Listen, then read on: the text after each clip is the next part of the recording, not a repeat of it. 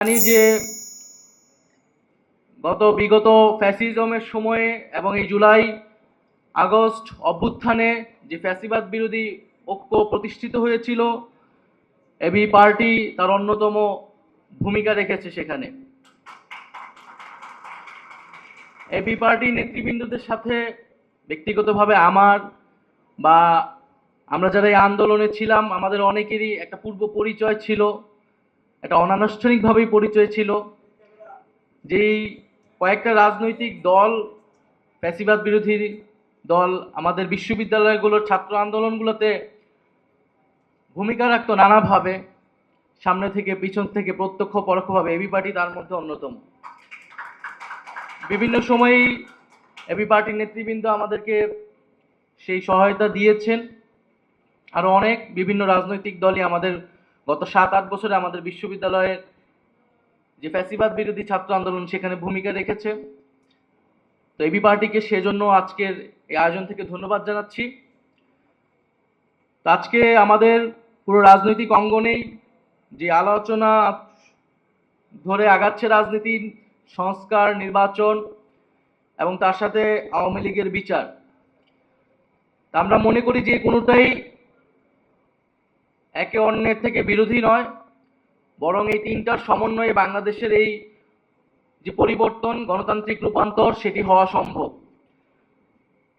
5ই আগস্টে বাংলাদেশের জনগণ আওয়ামী লীগের বিরুদ্ধে একটি রায় দিয়েছে যে আওয়ামী লীগ বাংলাদেশে আর কখনোই রাজনীতি করতে পারবে না।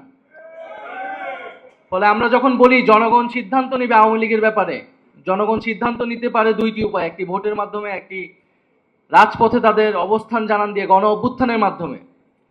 একটি যখন গণ অভ্যুত্থান হয়েছে, যে গণ অভ্যুত্থানে মুজিববাদকে, আওয়ামী লীগকে বাংলাদেশের জনগণ অস্বীকার করেছে এবং জনরোষে সেই ফ্যাসিস্ট সরকারের নেতৃবৃন্দকে দেশ থেকে পালাতে হয়েছে।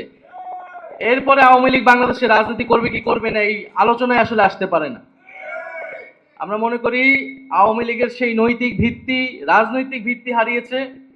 এখন তার আইনি বন্দোবস্ত কি হবে, কোন প্রক্রিয়ায়, কোন আইনি কাঠামোতে আমরা আওয়ামী লীগকে বাংলাদেশের রাজনীতি থেকে দূর করতে পারি এবং একটি গণতান্ত্রিক প্রক্রিয়ায় যেতে পারি, সেই বিষয়ে আমাদের সেই পথ আসলে উত্তোলন করতে হবে।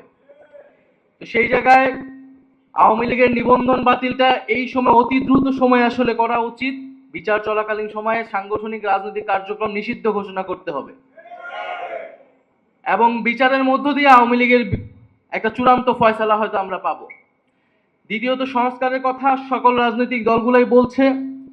আমরা বলছি যে একটা মৌলিক সংস্কারের জায়গায় আমাদের ঐক্যমত হতে হবে, যেই সংস্কারের মাধ্যমে শাসন ব্যবস্থা এবং ক্ষমতা কাঠামোর পরিবর্তন হতে পারে। সেই মৌলিক সংস্কার যদি না হয়, তাহলে বাংলাদেশের আসলে যেই আকাঙ্ক্ষার জায়গা থেকে এই পরিবর্তন, সেই আকাঙ্ক্ষা আসলে বাস্তবায়িত হবে না।